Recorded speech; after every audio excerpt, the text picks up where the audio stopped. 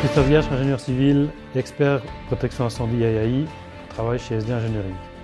Aujourd'hui, on va vous présenter notre compétence protection incendie depuis la mise à l'enquête jusqu'au permis d'habiter, où là, nous suivons les clients pour les conseiller sur les différents systèmes au niveau efficience et au niveau coût, bien entendu.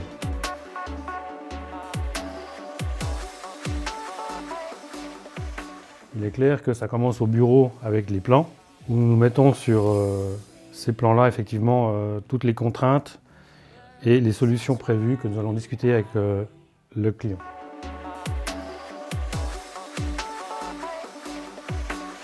Pour le concept de protection incendie, on commence par un rapport où on va traiter les différents points de la protection incendie qui ensuite vont être éclaircis par rapport au plan de l'architecte où nous allons imposer les différentes couleurs pour visualiser les voies d'évacuation horizontales, les voies d'évacuation verticales par exemple, ou aussi tout ce qui est système de désenfumage. Il est clair que c'est assez précis parce qu'on parle aussi des extincteurs, des postes à incendie, des éclairages de sécurité, des portes AI30, des compartimentages. Et dans le rapport, on va retrouver tout ce qui est la protection technique au niveau sprinklage s'il y en a, au niveau détection incendie, et ce genre de choses. Ou matrice d'asservissement comme on peut retrouver par exemple ici comme sur l'hôpital. Tout ça va partir à la mise à l'enquête avec les plans d'architecte. Et au retour, pendant le suivi de chantier, on se base toujours sur les plans pour valider qu'est-ce qui a été fait sur place et contrôler sur place que les compartimentages, les portes soient bien mis en place. En partant sur le terrain, on a toujours les plans et le rapport sur nous pour aller valider qu'effectivement l'extraction de fumée était bien mise en place, que le ventilateur commandé correspond à ce qu'on avait demandé au niveau de la puissance et du débit des volumes d'air.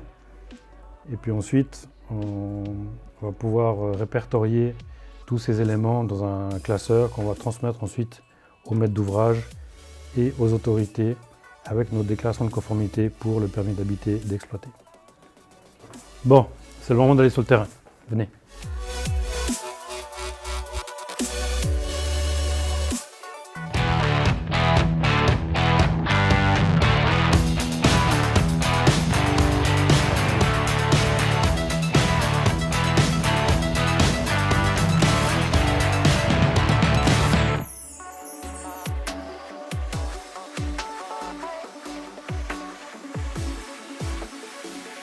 En protection incendie, on s'occupe de l'intérieur du bâtiment pour la partie compartimentage, la partie technique et la partie organisationnelle. Mais on s'occupe aussi des parties façades pour pouvoir traiter les distances entre bâtiments en fonction des types de revêtements.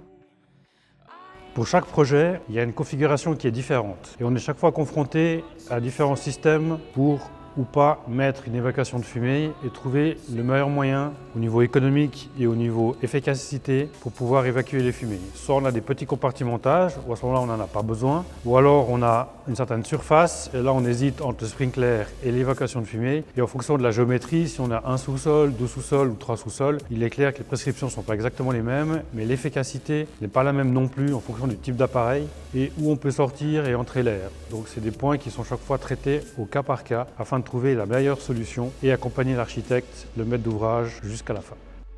Suite à la mise à l'enquête, les travaux ont débuté et nous on vient contrôler régulièrement ce qui se passe sur le chantier, que le concept soit bien appliqué soit pour la partie compartimentage, soit pour la partie choix des matériaux qui ont été validés de notre part.